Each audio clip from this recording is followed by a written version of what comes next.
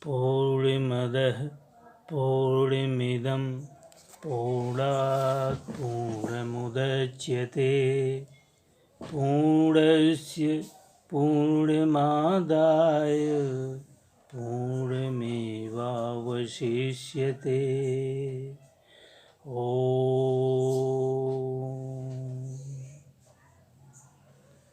दोस्तों, आज मैंगाट पावर योग यानी पूर्ण योग के बारे में कुछ संक्षिप्त चर्चा मैं आपसे करना चाहूँगा।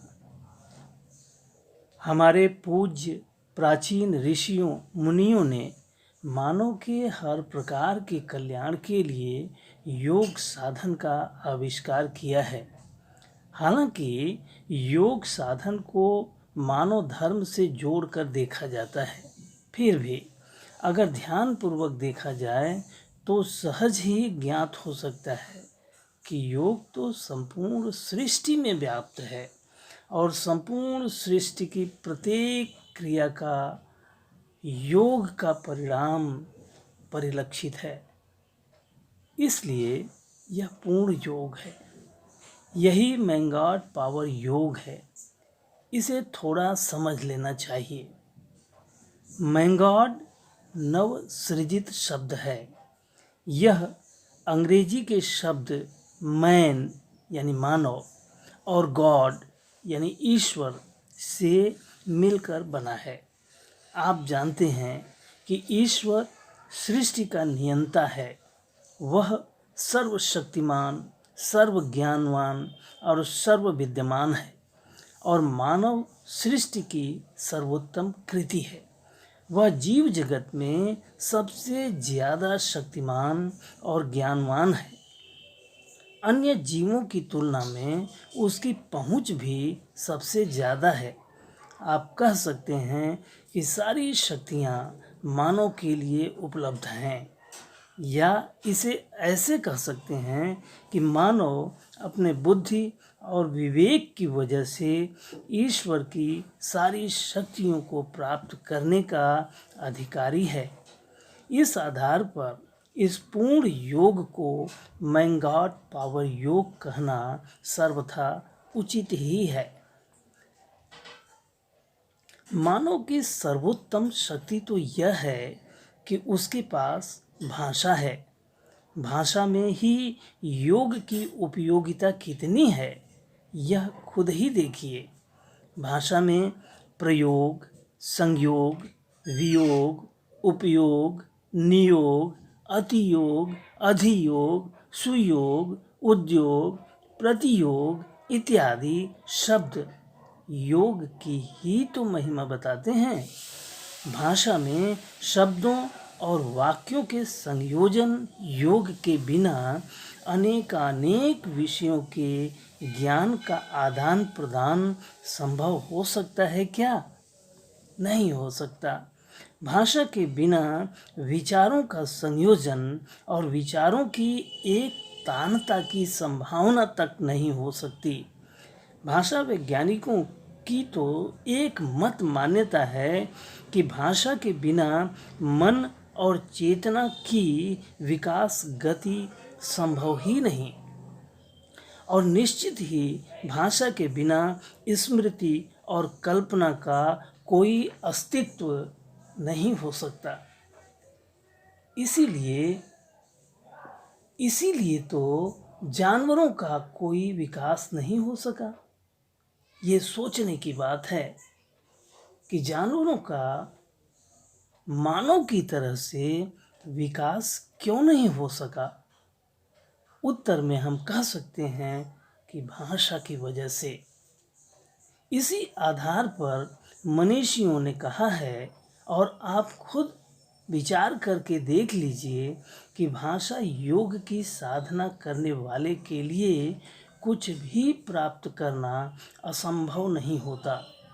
ऐसा इसलिए होता है क्योंकि भाषा आत्मा का ही प्रकाश है। आत्मा बुद्धि के साथ सामंजस्य बैठाकर जो भाव प्रकट करता है वही भाषा है। कह सकते हैं कि भाषा आत्मा का भाव है, या यह भी कह सकते हैं कि भाषा आत्मा का प्रभाव है। व्यक्ति के सर्वतोन्मुखी विकास के लिए भाषा योग की साधना अति अनिवार्य है। भाषा निश्चित ही आपको मैंगॉड बनाती है। भाषा योग निश्चित ही आपको मैंगॉड बनाता है। मैंगॉड पावर योग को पूर्ण योग इसलिए कहना उचित है कि जीवन का, संपूर्ण प्रकृति का या संपूर्ण सृष्टि का कोई भी पहलू ऐसा नहीं है जहाँ योग की गरिमामयी महिमा स्पष्ट रूपेण परिलक्षित न होती हो। आयुर्वेद के वैद्य औषधि योजना को योग कहते हैं। ज्योतिष शास्त्री ग्रहों के योग को योग कहते हैं।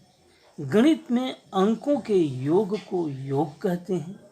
उचित योग होने पर ही चंद्र ग्रहण और सूर्य ग्रहण लगता है, ऋतुएं बदलती हैं, मौसम बदलता है, वर्षा होती है और धरती सस्य श्यामला हो जाती है। कहाँ नहीं है योग? जिधर भी देखें, जिधर भी सोचें, योग ही योग है। योग से ही उत्पत्ति है, योग से ही अस्तित्व है और योग से ही अवसान है। वैसे तो मानव सहित सब कुछ योग का ही हिस्सा है, लेकिन मानव योग का ज्ञाता भी है। बुद्धि मानव की अनुपम निधि है। बुद्धि योग मानव का अद्वितीय खजाना है। इस बुद्धि योग से मानव सर्वज्ञ हो सकता है। बुद्धि योग मानव को मैंगॉड बनाता है। बुद्धि योग मानव को मैंगॉड बनाता है।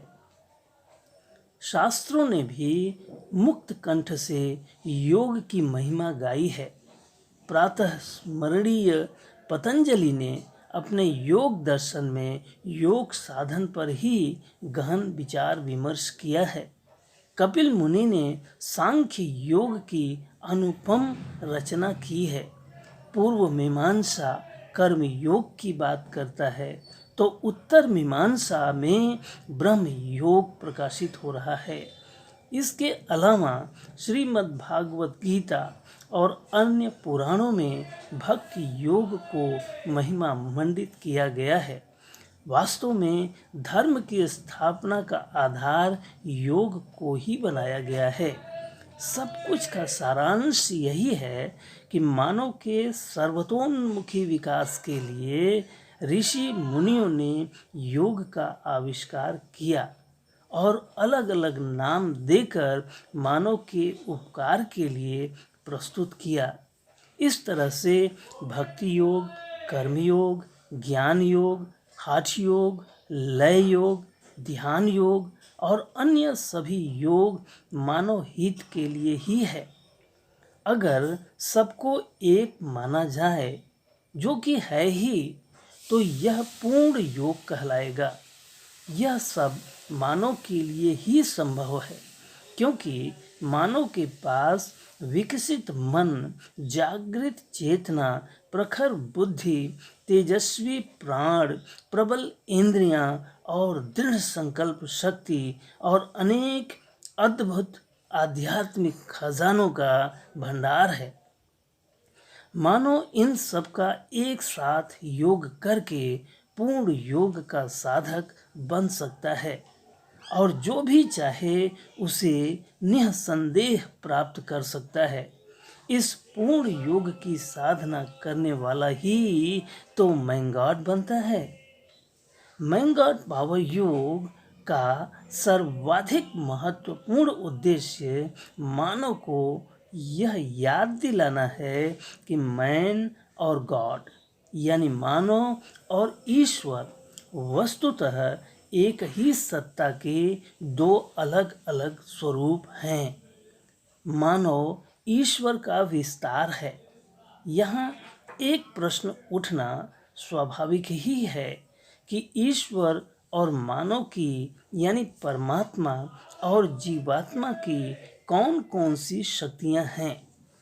इस संदर्भ में गीता में भगवान श्री कृष्ण कहते हैं, भूमिरापो नलो वायु खम मनो बुद्धिरेव च अहंकारम इतीयम में भिन्ना प्रकृतिरष्टधा। इसका मतलब है कि पृथ्वी, जल, अग्नि, वायु, आकाश, मन, बुद्धि, अहंकार और जीव नामक 9 प्रकार की ईश्वर की प्रकृति है। आप स्वयं ही यह प्रश्न कर सकते हैं कि क्या यह 9 प्रकार की प्रकृति मानव रूपी जीव के पास नहीं है? है ही, जरूर है, निश्चित रूप से है। अब जरा ध्यानपूर्वक सुनिए कि परमेश्वर की इन्हीं 9 शक्तियों के साथ पूर्ण योग करने से मानव में ईश्वर की शक्तियाँ प्रकट होने लगती हैं। ऐसा करने की विधियाँ हैं। इन विधियों को सीखना चाहिए। मैंगॉड पावर योग की मान्यता है कि मानव भूमा सुख का अधिकारी है। मानव भूमा सुख प्राप्त करने का पूर्ण रूपेण अधिकारी है। भूमा सुख का मतलब क्या होता है? भूमा सुख मतलब संपूर्ण आनंद, जरा भी कम नहीं, रंच मात्र भी कम नहीं, संपूर्ण आनंद। कैसे मिलेगा? केवल धन से नहीं मिलेगा, धन के बिना भी नहीं मिलेगा। केवल स्वास्थ्य से नहीं मिलेगा, स्वास्थ्य के बिना भी नहीं मिलेगा। सब कुछ चाहिए, लेकिन संतुलन में। पूर्णता का मतलब किसी चीज की अधिकता नहीं, किसी चीज की न्यूनता भी नहीं, बल्कि संतुलन। संतुलन में पूर्णता है। पूर्णता का तात्पर्य संतुलन है। आइए हम मिलकर संतुलित भाव में, सामंजस्यपूर्ण भाव में, अपने सहित सबके हित के लिए और अपने सहित सबके सुख के लिए, संपूर्ण आनंद के लिए कामना करें कि हम मैंगॉड पावर योग के साधक बने, मैंगॉड बने और भूमा सुख के अधिकारी बने। ओम।